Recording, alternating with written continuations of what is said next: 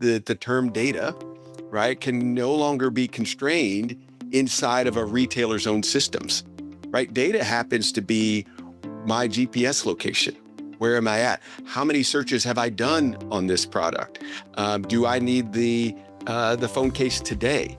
Right? That's all data, but the retailer doesn't know anything about that. They just know that they think I'm shopping on price, right? And we know that availability is key. What do the influencers say in real time, right? The only reason I came is because I watched a TikTok short, right? And that's what sent me here, right? Do they know that? Can they use the same language that got me here?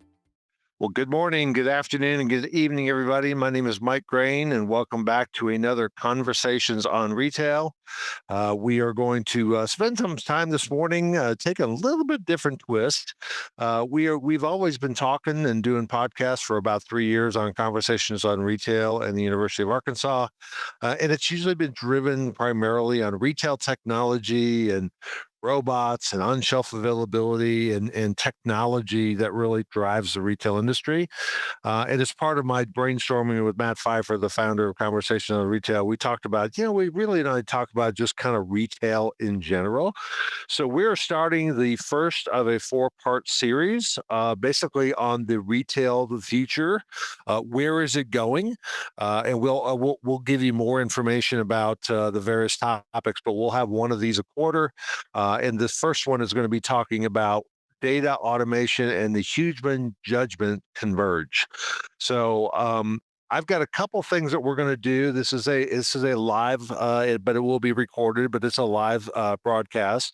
So as we go through this, I'll have several times where I will stop and ask people or read people's questions that they have from the audience. So we have an opportunity for you to participate in this, at least virtually. You chat any questions you have as we're going through this, put it into the chat. Matt Pfeiffer and I will be monitoring the chat, and we will stop a couple times throughout this podcast and open it up and ask those questions so it could be more participatory. So thank you much for being here. I wanted to do one other quick kind of introductory thing that I think is interesting. I've got a retail panel here who is, I consider to be the retail dream team. Unfortunately, we're missing one of our dream team managers, Susan Mumford. Unfortunately, had a commitment that came up at the last minute, so she will not be joining us this time. Our plan is to have her back for the other ones. But I've got folks in here, and I did a little bit of math before the session, and we have over 169 years of experience in retail on this call. These are just the presenters. Who knows what the audience has? We've probably millions. But we've got a lot of years of retail. We've been doing this a long time. And so I want to help people understand, frame out where they think retail's going, what some of the big opportunities are, and just get you guys as thought leaders in the industry about where the industry is going, both from a tech perspective, consumer perspective, et cetera. So without any further ado, let me just kind of open it up and have you guys introduce yourself, and I'll just do it in chronological order. Mark Probst, if you can go ahead and unmute and introduce yourself and tell us a little bit tell the audience a little bit about yourself. Yeah, thanks, Mike. Great intro, and happy to be here.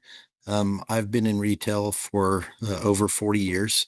I've led innovation, stores of the future, next gen stores for Fortune 1 company that's based out of Bentonville. I currently support, the core development of product within Vusion Group. So the products all the way from design, the build, the go-to-market, implementation, measuring, monitoring, testing. And pleased to be here. I'm looking forward to the conversation. Fantastic. Thank you so much, Mark. And by the way, we have a little bit of a hobby thing we do together. We both own Polaris slingshots. Unless you sold yours, I got motivated after 35 years of riding motorcycles, and I decided after my wife's 2 knee replacement surgeries, it was time to go to something that looked more like a motorcycle car. And I got a slingshot, and Mark and I have yet to go riding together, but we will one day. So thanks, Mark. Yeah. Mr. Miles, go ahead and tell us about yourself. Yes, sir. Thank you, Mike. So Vic Miles, I am currently working for Microsoft. I lead a team of industry advisors, and we help our clients understand how they can meet their needs, their business problems, challenges through technology, right? And so I've been doing that for over a decade. As you say, being on the implementation side, on the tech side, I started my career here in Bentonville, working for Fortune One on the engineering side. And so I sort of come at retail from a data perspective. So I'm really excited about today's topic. So thanks for having me. And Vic and I got to spend some time. I was with Procter and Gamble at the time, and Vic was with Walmart. And I remember the conversation vividly. He was on the Retail Link team. So Retail Link was the platform for data sharing, et cetera. And my first introduction with Mick, I said, "Hey, nice to meet you. I am a customer of yours." And he went, "Wait a minute, you're P&G. You're not a customer." I go, "Wait a minute. I provide you products, so I am a supplier of yours. But when it comes to the platform you're building, I am your customer. I will be using the solution." And so, I'm sure it was like, "Oh man, this guy's going to be a handful to deal with." But he was gracious in it, and we worked together for a while, and we've just kind of stayed friends all throughout the years. And speaking of data, Mr. Emil Martinez is also on the line. I've known him for, gosh, at least 25, 30 years, working with Walmart in the UCC net days.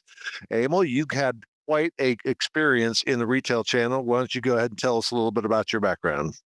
Thanks, Mike, and great intro for the session today. Happy to be here. Great to share the stage with Mark and Vic and yourself. I'm Emil Martinez. I am the CEO of Badger Technologies. For those of you that are not familiar with that, we're an autonomous mobile robot solutions company. Have been around 8+ years. I've been here about 18 months. Prior to that, I am a part of that 169 years Mike talked about. I date back to 1986, I believe. I began this journey in a variety of roles, mainly information and retail technology focused. So I share a lot of history with the gentleman I'm sharing this podium with today, indirectly and directly. Spent a lot of time at Nielsen, a lot of time at what's now Circana, the combination of NPD and IRI, where I was both at over the course of time. UCC Net, as Mike mentioned. And prior to joining Badger, I spent 10 years leading the global retail practice at Tana Consultancy, or some of you may know it as TCS. So a career spent in retail, and a great place to have spent a career shared. I'm sure Mark and Vic would say exactly the same thing. Awesome. Well, we're going to get right to it. And in order to be brief, I'm going to put you guys on the spot a little bit. And we'll start out with Mark. Um, Give us one word that you would use to describe the retail landscape today. You give us some context about why you gave us that word, but we hear a lot of words in the industry and a lot of the presentations. If you had to sum up the retail industry at this point in time, what word would you give it and why? Hey, it's a great question, Mike. It's not put me on the spot at all. I think it's very clear in my mind that we are in a word converging. And so we're, in this world of live, static, spatial data coming together, and the convergence of this with human judgment, with task management, with associated data-driven work, it's coming together. So convergence is my word. When I think about the retail industry in 2026, I do think that I agree with Mark that convergence is key. My word would be orchestrated. Right. And why is that? Because retailers today, they have the visibility and can coordinate from raw materials straight through to the customer, right? Allowing them to, certainly using AI, reason over various functions, automate workflows, and then apply that all important human judgment to the decisions they make. And so that orchestration is really, I think, sums up retail in the times that we live in now. And I'll tell you that retailers that still operate in functional silos, we have a mantra that we say you got to move from an org chart to a work chart and start to look at the value stream of the processes you do. And they almost always cut across organizational functions. Those retailers who still work in functional silos are going to lose margin to those who can orchestrate decisions end to end.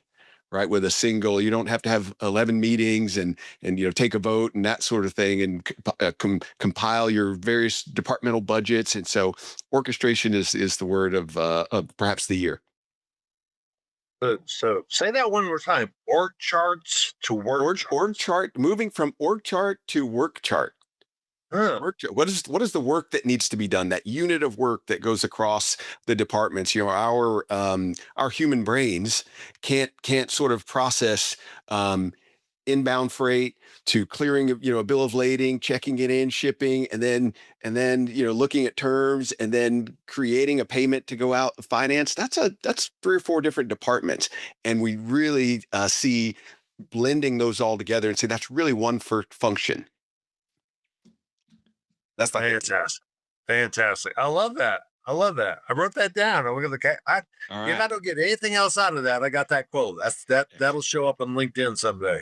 I'll give you credit for it, Dave. I'll give you credit. I'm gonna have to pass the credit along. I forgot where I got it from, but yes, it's real. It's real. Hey, stealing good ideas.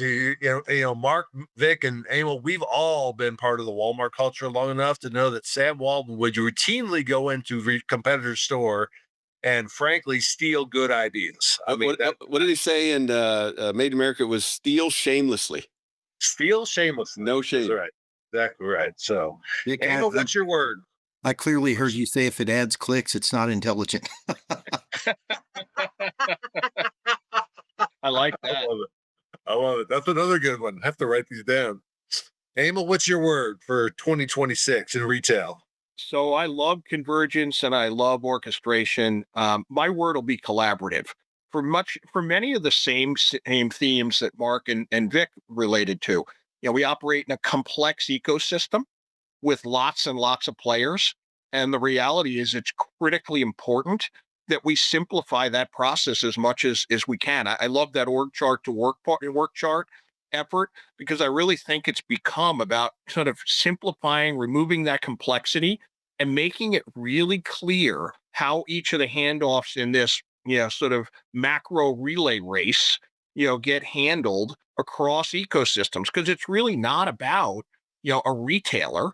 Really, it's about retailers, the suppliers, the related folks and stakeholders that are servicing stores and other players. And the more you can orchestrate the convergence, sorry, Vic and Mark, but I'll steal your words, in a fashion that creates a collaborative set of outcomes, we're serving the consumer in the most effective fashion. And at the end of the day, that's our end state goal, regardless of which piece of this relay race we're running. That's great perspective. I guest speak at the University of Arkansas in the supply chain department, and they play this thing called a beer game. Now, when you think of college students in a beer game, it's probably not a good game, but no, this one actually is a pretty good game. Mark, you may have played it before. I think we did it several times at Walmart, but you have a retailer as a group, you have a distributor as a group, you have a wholesaler as a group, you have a supplier as a group. And the idea is to keep the store in stock all the way through that supply chain, but don't have too much stock that you don't know what to do with it. And the first round you do is a simulation. You're not allowed to talk. Nobody can talk with each other. It's just passing notes back and forth. I want this, I want this, I want this. And it's an unmitigated disaster because the stores are either massively out of stock or they got 4,000 of something and something else they don't have, et cetera. And then they flip the script and say, you can communicate as much as you want. You can pass notes, you can text, you can do whatever else you want to communicate. Oh, so much of a big difference. And again, it's a really good experiential way to feel what a collaboration is all about, because you cannot work in today's world in a vacuum. It just doesn't work. So I have to say, Mike, I'm real happy that you didn't all of a sudden break out a red Solo cup or something like that, or have the rest of us be unprepared for not having ours with us. Well, all I need is an empty cup, because it looks like you're fully stocked in the back room there, Emil. I know you don't drink, but it certainly appears that, you at least collect. All right, let's keep moving. We're going to ask Mark to take the first question, and then we'll have other folks pile on. Again, just as a reminder to the audience, if you have any questions of what you hear, please go ahead and put those into the chat.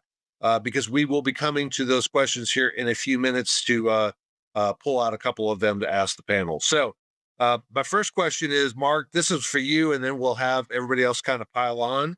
What are the biggest challenges in a retail store environment today? And given the fact you spent so many years in Bentonville and working on trying to create a customer and associate experience, which really meets the need, you're the perfect person to answer this question. So, what are your thoughts about the biggest challenges? I love the fact that you said the experience for the associate and the customer. These are key. I think achieving something that helps the associate actually helps the customer. I say there's three really big challenges today. The first challenge, I think stores are over instrumented, but they're sort of under orchestrated. So there's too many dashboards, too many alerts, too many disconnected tools. It's like there's not a data problem in some stores, but there's a translation problem in some stores. There is a data shortage problem. One of the things that we do at Vusion is try to help solve that with digitizing the shelf. I think 5 years ago when a shelf was a shelf, you didn't get any data from it. So it was a black box. The second thing that I would add is execution variability. So things like, is your planogram compliant or your price is accurate? Is your own shelf availability? Here's a simple way to say it. I think like retail is not one with strategy decks. It's executed at 8:30 a.m. on aisle 16. And so, you've got to be able to do, the tasks got to be smart tasks that are getting the right thing done. And you sure can't do it by passing notes or texting. So how do you do it at scale and speed? I think the biggest thing and then the last thing, there is a lot of cognitive overload with the associates in the stores that I talked to today. There's too many apps, too many tasks, too many managerial duties of assigning tasks, competing priorities. So technology's got to be smart. The tasks got to be driven. They need to know what needs to be done, where and where it needs to be done at. So increasingly, just the biggest problems that I see. Awesome. Vic, Emil, you got any builds to that? Good, great I think, response, Mark. Mike, we're probably going to be agreeing with each other quite a bit today. I love the execution variability. That I was thinking of that, and he nailed it in 2 words. And then the overload is, I think, the biggest thing, both for managers and associates on the sales floor, understanding what's important and what's important now and next. Right? How do I pace myself through my day in order to serve the customer better, right? And to keep costs down, right? When do I pull merchandise out? And we talk a lot to retailers about raising the level of expertise that you see that you do experience with new associates, right? Raising that level up to where that 11-year associate, that department manager, right, that's been there a long time, they know when to pull stock out. Right. Problem is they're not there on the weekend, right? They've got a day off a week and that sort of thing. And so I think that's the biggest challenge, is actually just getting it all done. The old store walks, I mean, there's not enough hours in the day for a store manager to define execution in every department, especially in a big box. But apparel, same, right? Should I be folding this cart, or should I be doing markdowns? What should I be doing? It's a challenge. It's a challenge. I think, Mike, as Vic and Mark said, we're going to be agreeing with each other quite often. The only thing I would add is that, it's about knowing the audience for the data, right? It's about demystifying that data set and recognizing that, as Vic and Mark both alluded to, we're serving operators, right? We don't want to try to create folks who are operating the environment and make them become analysts. We want to fuse the data into the common business practice, or infuse the right actionable information into that common business practice, rather than try to teach a new set of activities. Because I said this years ago, data without action is overhead, right? And at the end of the day, if we infuse the data into what they're commonly doing, and we make them bigger, better, faster, stronger, then we're adding value. Anything else is taking away from their core mission, and that's the absolute last thing we want to do with data. Yep. So, Mark, let me build on, and I'm supposed to be moderating, but I can't help myself. Let me build on something you said, and you and I and probably Vic have been guilty of this.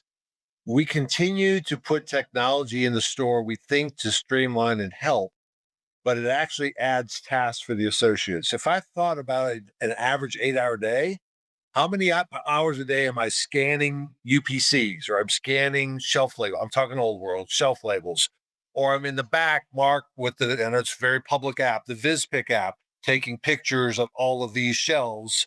I'm collecting data for the systems, or worse yet, RFID. I'm doing a RFID cycle count in all of this area, which could take 2 or 3 hours to do it. We're spending way too much time asking our associates to collect data for our systems. And I'll give you a real live example. And I haven't seen it play out yet, but with Vic and Emil here in the room, maybe we can pull this off. If you think about a baker, they get in at 4:30 in the morning. The first thing they do is scan all their loaves of bread to correctly update their on hands.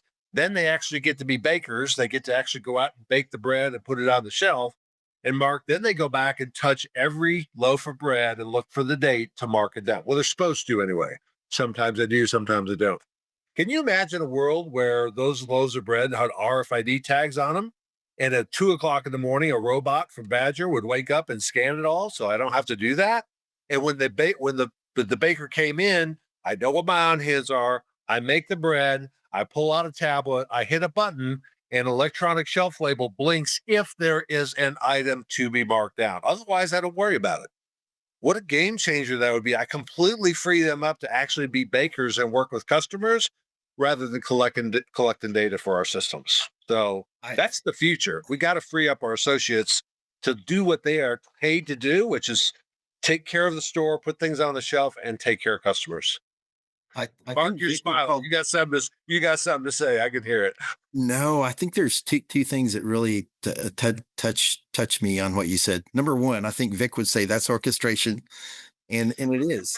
I mean, like there are in today's environment, which is truly a great time that we live in. If we were to go back a little over a decade ago, retailers were in a world of process optimization and how to use process design teams, simplify processes, the beginning of applications. There was a proliferation of too many applications, and then and again, this was sort of like the maturation of retail 101.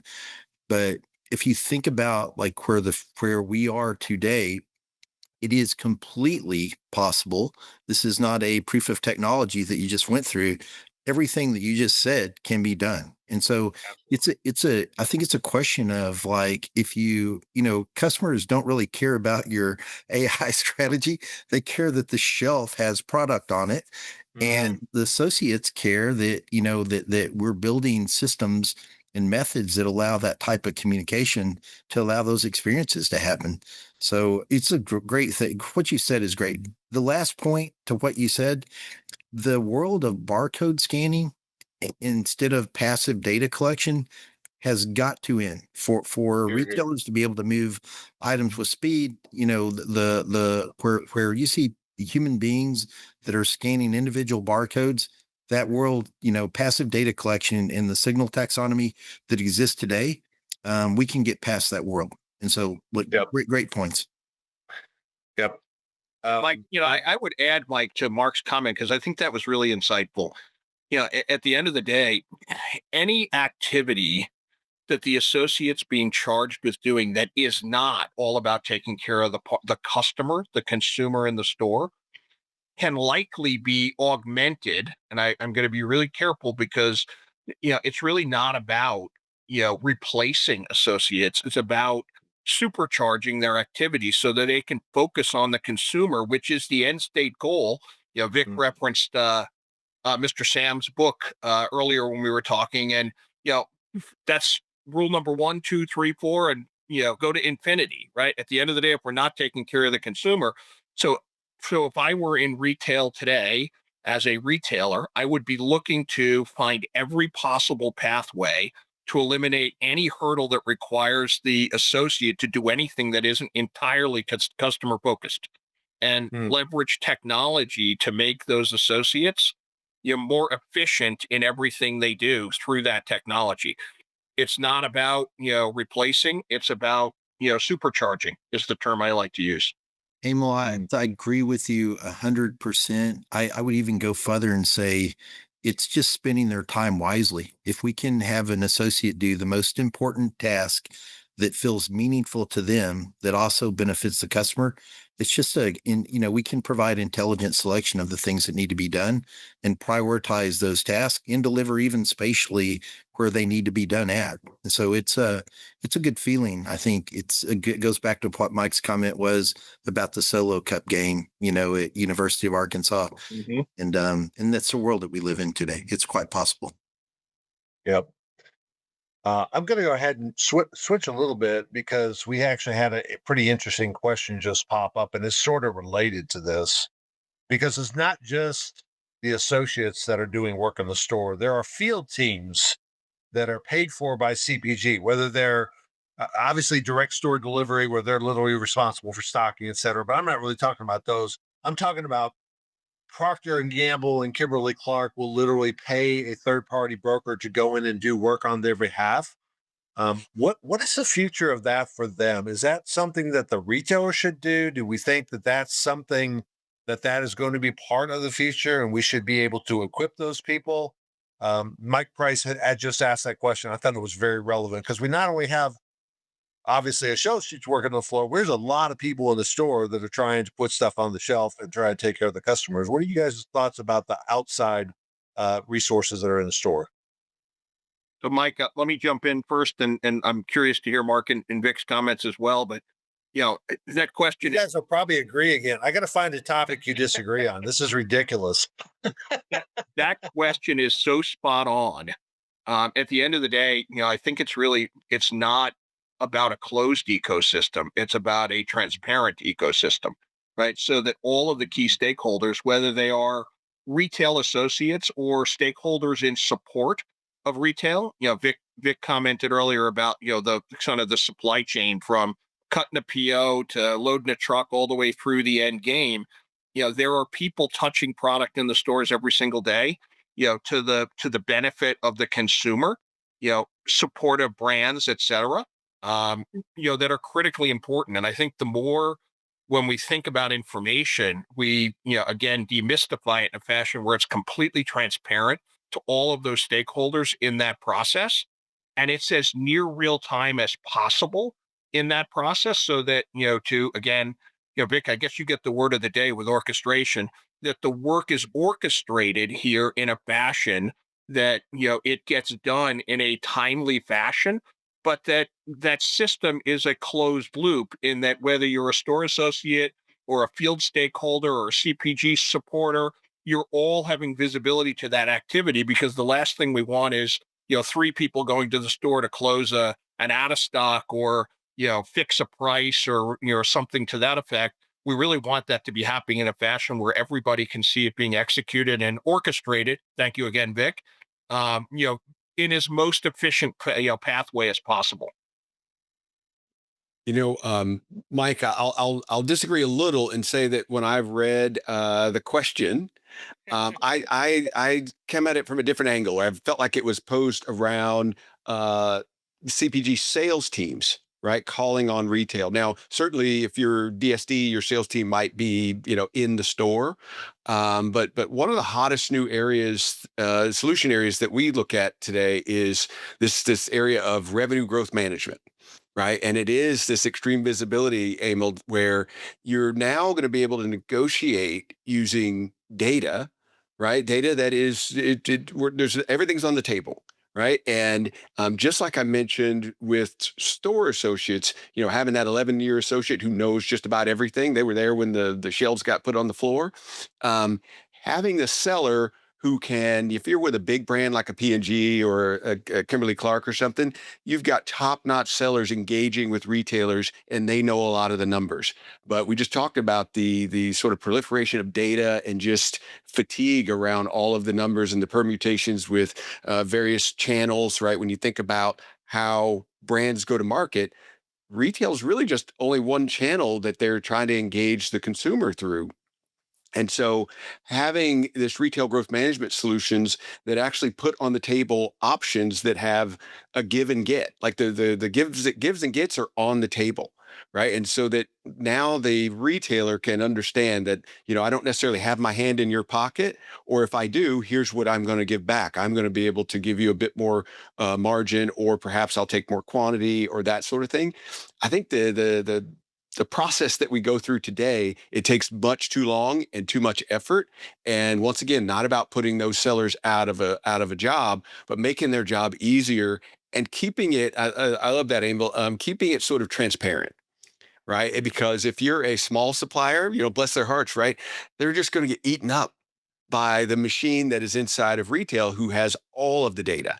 The small supplier says, I got my two categories or my two products that I'm trying to sell you, and I don't know about the market, right? And what raw materials are doing on the market and that sort of thing today. And so really democratizing the data that we use for sales team to engage retailers, I think it'll make even a tighter partnership. And then likewise, when it comes to how do we get the execution in the store, I think data will help us figure out, is this better? Like you have retailers sort of managing their wages, right? Saying, I'm not even going to have the wage conversation.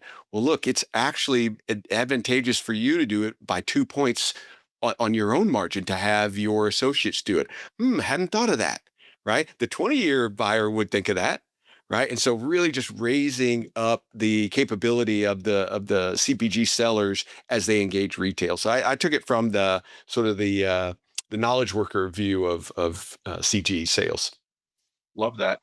I think my take on it is, I think on this one globally and regionally, we have a lot of people that make contributions to on-shelf availability throughout a network, a constellation of people that work in the store and outside of the store.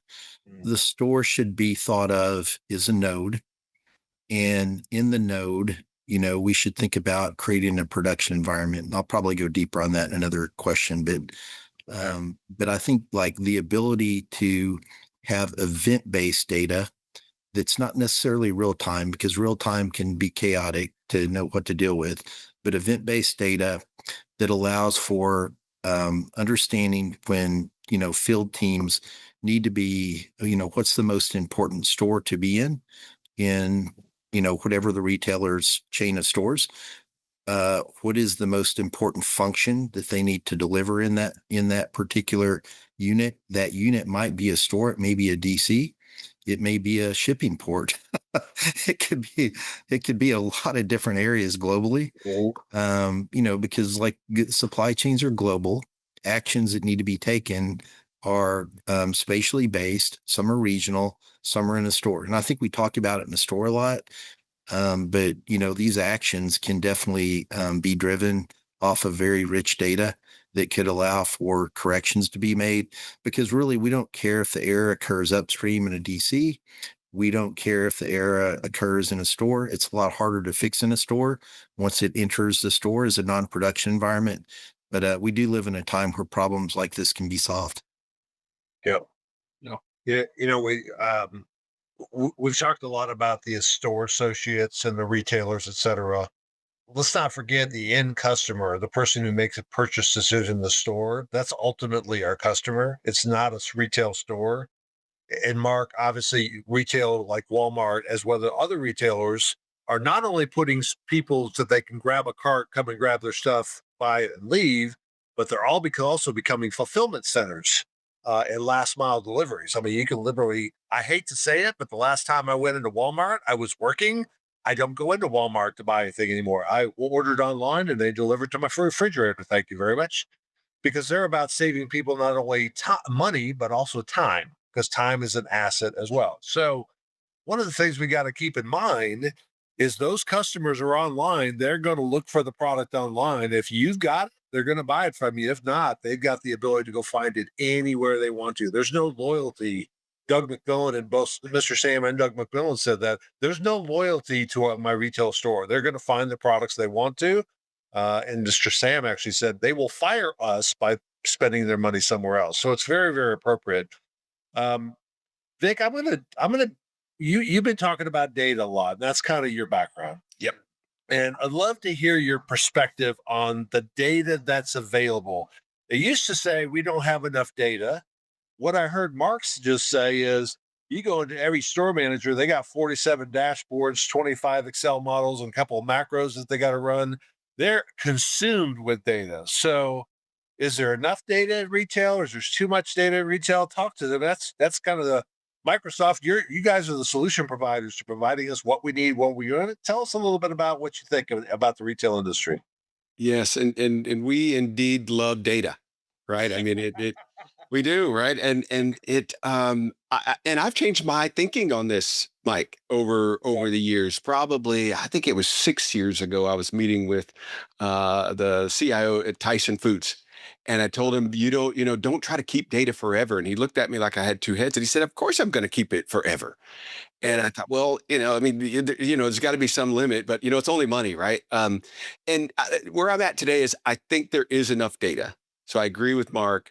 I'll tell you, it's arguably too much for the legacy approach to how we use data. So you mentioned dashboards and that we don't need, if more data means more dashboards, then I'm out, right? But if you just think about in the most recent holiday season, AI and agentic systems were responsible for 20% of all global orders that Cyber Week, right? It driving $67 billion. I checked that stat. And the next iteration, I think, is brand agents. You said it, that the customer can fire the retailer just by shopping somewhere else. And now imagine that you have a brand agent, an autonomous agent that's going to shop on your behalf. Not like it's going to go out and buy things without you knowing, but I'm going to tell the agent I need a phone case, right? And here are my criteria. That agent will be a turnkey AI solution, right? That is designed to communicate with the brand, with the retail brand, and actually in the brand's voice, right? So, if you're looking for that phone case and your agent says you have my phone case, and you go, yes, it's durable, it's this, it's that, and now my agent knows what my criteria is, and why does it know? Because I've got a track record. There's a memory there, and they do that through synthesizing all the information about me. I use Copilot, our Microsoft product, and it will tell me, oh, given your interest in benchmarking. I always want to know, how does this compare to that with whatever I'm asking it about. It will give me benchmarks now without me asking. Right. And so imagine a brand agent that knows all about me and knows about the product in real time and helps me make a decision. There's plenty of data. You just need to be able to reason over it in the right way. And I really believe that the term data, right, can no longer be constrained inside of a retailer's own systems, right? Data happens to be my GPS location. Where am I at? How many searches have I done on this product? Do I need the phone case today? Right? That's all data, but the retailer doesn't know anything about that. They just know that they think I'm shopping on price, right? And we know that availability is key. What do the influencers say in real time? Right. The only reason I came is because I watched a TikTok short, right? And and that's what sent me here, right? Do they know that? Can they use the same language that got me here? I think there's plenty of data. We just have to reason over it a bit better. Mm. Like I'm going to come. Yeah, I'm going to come at that a little different angle, because I think Vic came at it, very holistically, and I think spot on with his thought process. I mean, I would add in proximity, to the store for certain categories, right?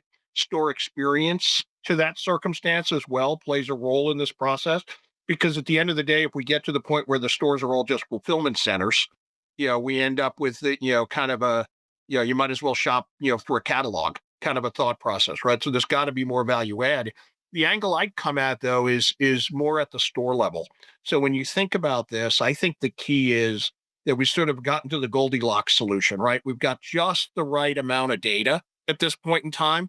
The challenge is, and I think Mark touched on it earlier, is making sure that that data is persona specific, right? So each of the individual operators need to get exactly what they need to be bigger, better, faster, stronger in the role they play. So if you break it down, aisle folks who own an aisle or operate a specific aisle, they need a certain set of analytics, a certain set of trends, a task management approach to things. If you own a department, you need a roll up of aisles. You need a different set of analytics. If you run a store, a district. And then if you're up, higher in the C chain, to Vic's point about democratizing the data, how do you plan differently? How does those individual activities that are occurring in each of those individual modulars within each individual aisle feed the global supply chain, as Mark said earlier, in a fashion that starts to squeeze the cost structure out of that, because we're not building just in case, we're building just in time, because that data is now feeding a much broader solution set than how we feeding an in-store person, or how we feeding a brand person, or how we feeding, et cetera. That persona specific data delivery fuels the ability to lower costs within the ecosystem. And I think in the end of the day, that's what we really want from technology. We really want two things, right? We want to lower our cost of operation, and we want to enable our associates and the folks, the key stakeholders who support the purchase behavior of consumers, to be able to do that in the most efficient fashion with the best care and feeding. I might add on one thing just for clarity on what I said earlier. I think globally there's different levels of maturity and different levels of maturity of how technology is used in different retail verticals. And if I think about it, and I would really want to articulate it concisely in this way, there there is a need in almost every vertical out there, globally, for more data, but it needs to be structured in a way that it can be appropriately used, to allow stores, which are inherently not production environments, to run very similar to production environments. And so there's, but all of us here understand the signal taxonomy and data collection that allows that. I'm not sure all retailers do, and I think these are C-level conversations for people that really completely understand end to end how the operations need to work. But I think also maybe one of the more important points that needs to be made here is the way that it's how the data is used after you have the signals. So there are a lot of signals out there, um, and too many signals without the proper VIC orchestration or task management system, or assignment of task and completion of task. And this gets into some nuances that I won't go into, like SLAs and ROI based tasking and things like that.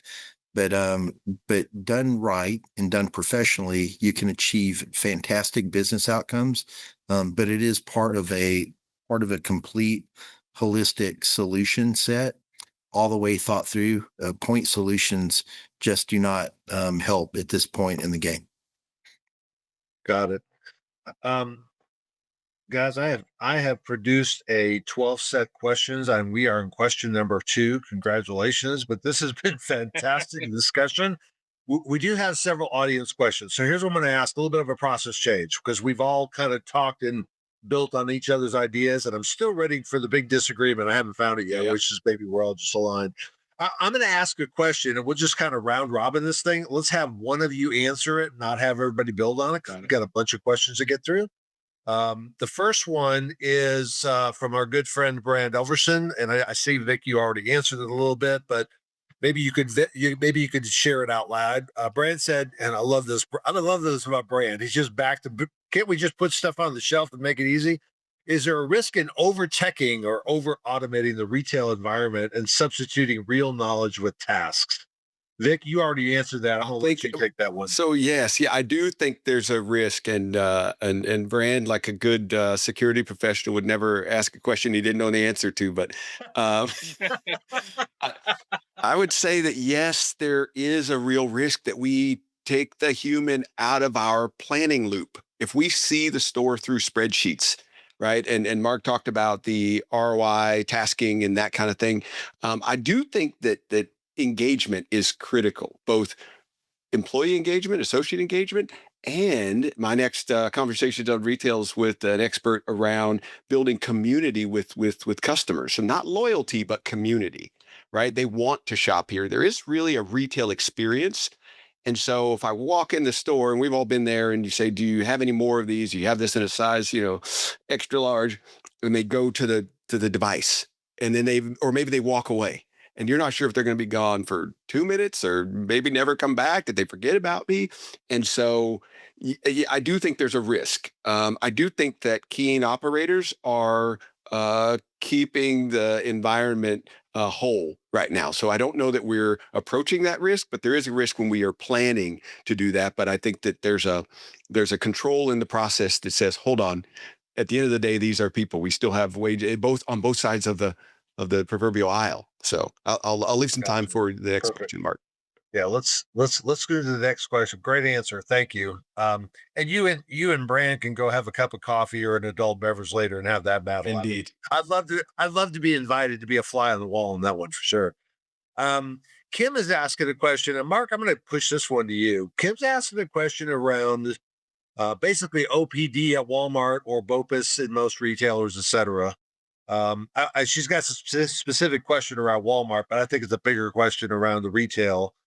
How are we going to deliver and create a fulfillment centers with the stores without lots of congestion in the aisles with people picking things for customers? And again, don't speak anything that's not public knowledge about Walmart or anything else. But yeah, I know. I'm just trying to get to my Pop Tarts, and we've got all of these 14 little carts in the way. I can't get to anything because I've got people trying to pick for customers. I understand the value, but is there another way? I know they've tried micro fulfillment centers. What's the history, or what's the future look like for that? Yeah. So first, let me say that is a really good question. It's very important because every retailer today, globally, that runs a physical store, they need to leverage those stores as fulfillment centers. And it's much more efficient to be able to pick from forward deployed inventory that's closer. And so to be able to do that, you've got to be able to do it efficiently. You've got to be able to solve two problems. These problems, Brand, are I'll join you with the drink with Vic. The two problems are how much do I have and where is it located? So if you know those two problems, if you can solve those two problems, it's and it can be done. You can definitely improve the defects, but again, it's got to be done through data. And so if you improve that, then you begin to optimize the experience for the customer. And I'll give you that maybe the answer that you're looking for. But before I give the answer, just a precursor, the reason why it's important, the world that we live in today, physical stores are competing against scaled e-commerce. And scaled e-commerce, is very difficult beast. There's some efficiencies, and economies of scale on the way that they operate. So the constraint is not just what is the first time pick rate, but how fast are you making that delivery? And that's going to begin to become more of a hero metric for the physical stores. So if you think about congestion, those things get into the problems that exist today. Some of those are simple mechanisms like the way that products are picked. How many orders are you picking at a time using material handling carts that are appropriate for the job versus individual shoppers using shopping carts with some of the third party solutions that make it really hard to scale. Some of those are how can you leverage putting something on the shelf precisely where it should be to start with, so it doesn't create any time wasted in looking. How can you speed the efficiency of the picker? Those are things like tags flashing in an aisle so that they can find something faster, tags flashing in proximity as they're walking up to it instead of touching a device. And these things, can we let those pickers work hands free and they don't have to be wearables or things like that? So there are many solutions that you can optimize the efficiency that have not been deployed yet. And I think that is the answer to the question. So automated storage retrieval solutions are definitely part of strategies, but there's also optimizations, broad optimizations that can occur in stores and can really get past where we're congested in the house. Love that. Love that.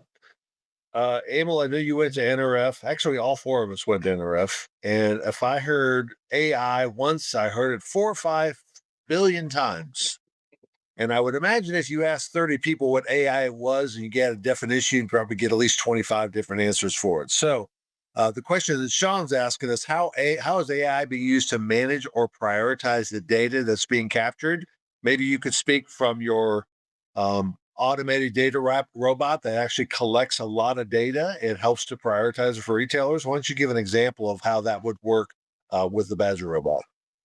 So our robot, which we call the digital teammate, is fully AI infused. So for everything we do, it's AI sort of orchestrated. Thank you again for your term, Vic.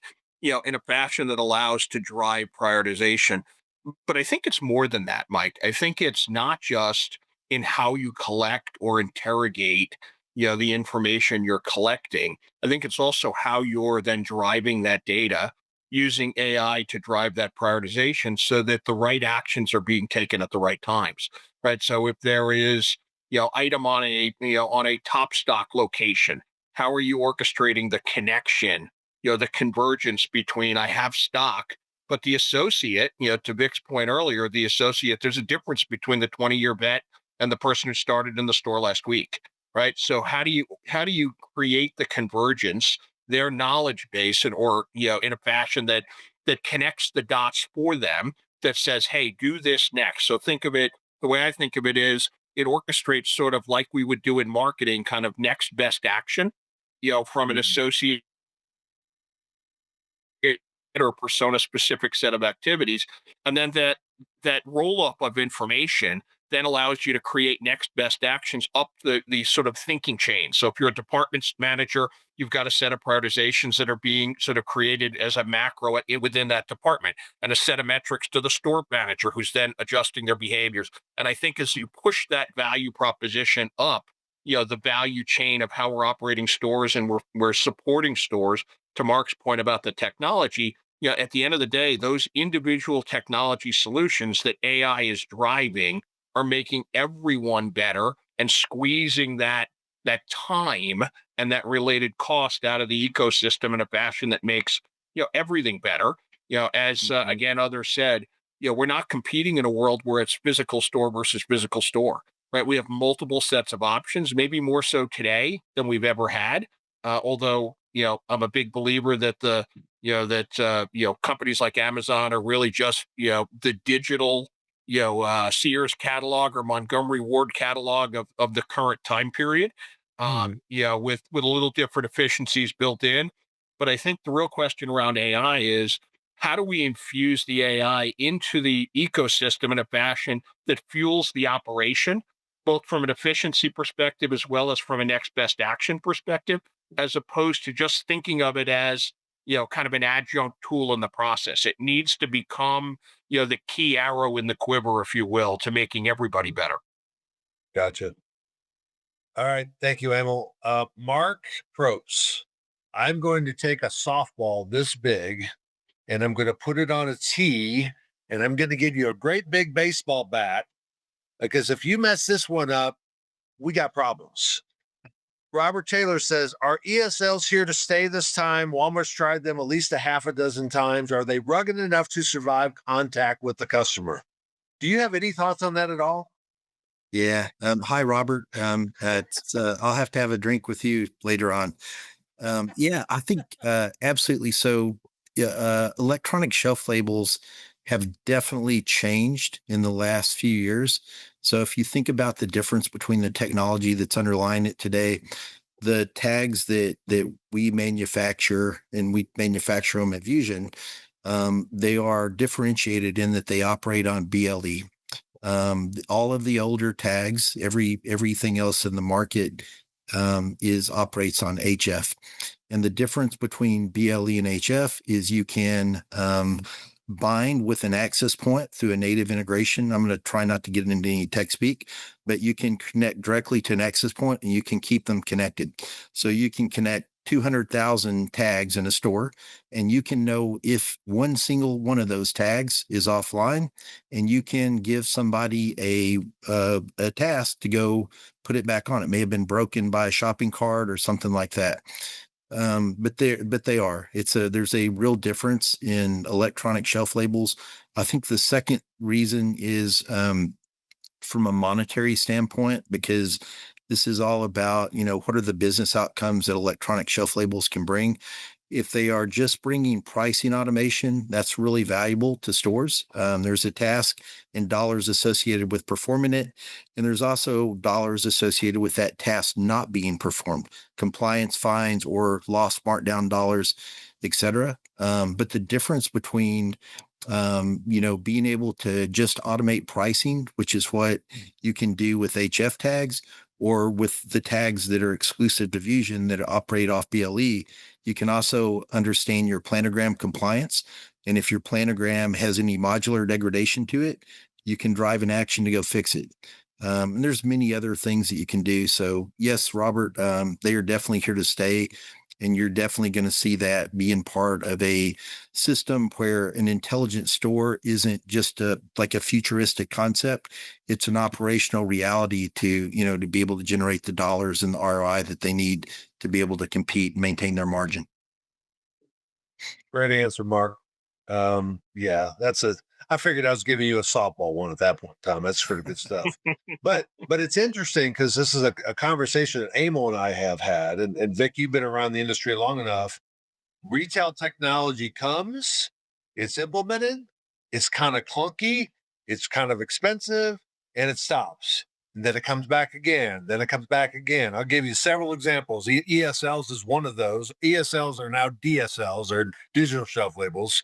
RFID, I've been doing Vic since 2003, and we went through 5 iterations before we finally landed the plane.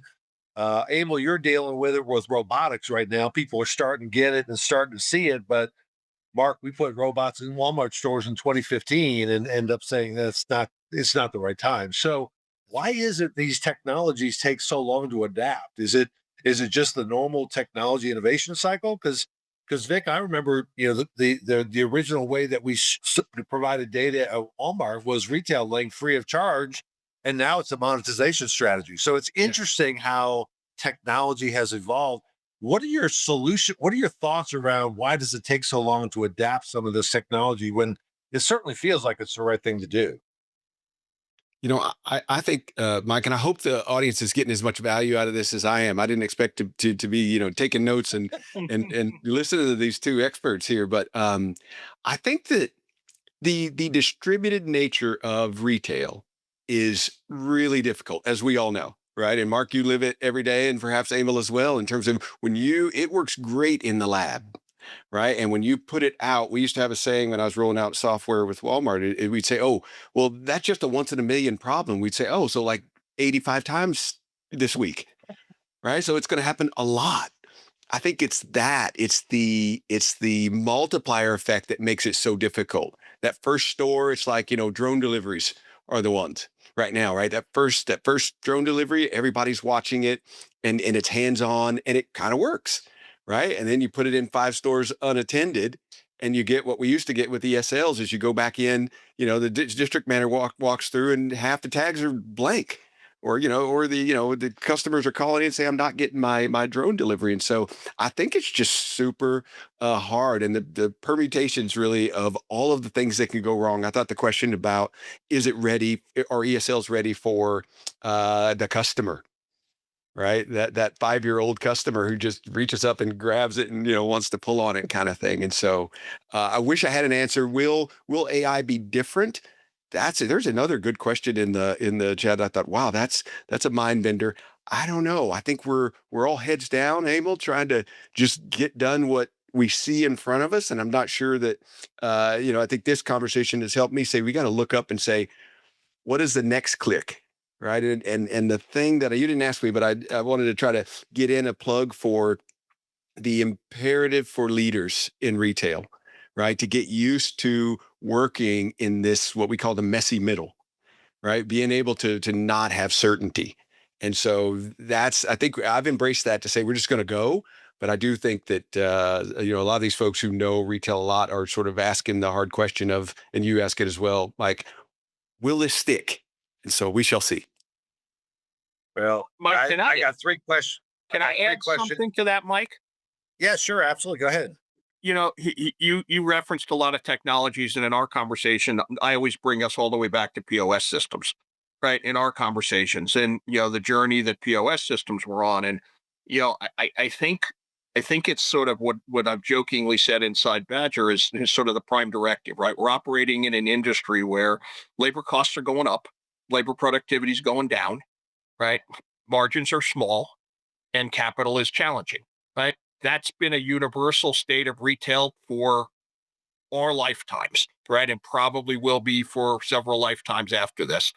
So the question is, when you take these learnings, what's your motivator, right? So you and I have had a we never had a drink, although I think maybe it was Diet Coke we did over one time, where we talked about POS systems, and the common view is they were adopted, because they somehow made the store more efficient, and they weren't. They were adopted because retailers were concerned that the labor pool was thinning in the ability to have the old style cash registers operated with a level of professionalism and skill that folks were operating them to. If you're old enough to know back to those days, a cash register operator was a really skilled associate. The scanner kind of transformed that, not because we were concerned about the labor pool, but more because we were concerned we weren't going to have enough of it to fuel the growth of the industry we've all lived through here over the last 30 years. And I think if you look through any of these technologies, the question is, does it address those four buckets, right? Does it make the labor pool more efficient, et cetera, all the way through that bucket? And I think the more we can help retailers understand the value proposition through those lenses, the more efficient they'll be in adopting, new technology. Mark lived through it in his days at Walmart, I'm sure, and trying to justify that thought process. And I think it's all incumbent upon all of us as an industry to make that thinking simpler, more overt, more transparent for that complex decision that each of the retailers is challenged with. Yep. Well, guys, we are out of time and overtime, and I'm okay with that. I was hoping for some wrap up time and one closers, but we're not going to have time to do that because we're already over time. Thank you so much for your time, for your thoughts. I agree with you, Vic. I got more out of this than I put into it for sure. I got a whole page full of notes here that I got to go off and kind of process. The good news, I got a 2-day drive all by myself back down to Arkansas, so I've got some time to do that. I want to encourage the audience and thank you for your questions, because the bottom line is these questions really drove the discussion. So I thought it was a pretty good format. We will be back on May the 13th. Mark your calendars now. The topic is the connected supply chain. The same folks will be on the call, different topic. Hopefully Susie will be able to join us at that time as well. And the subtitle is From Visibility to Velocity. I have no idea what that means, but we're going to find out. So, Mark, Vic, Emil, and Matt Pfeiffer for setting this up. Thank you guys so much. Incredibly helpful. We will be putting this out onto the web and on the Conversations on Retail. Thank you guys so much for your time, and have a great rest of your day. Thank you, everyone. Thank you, folks.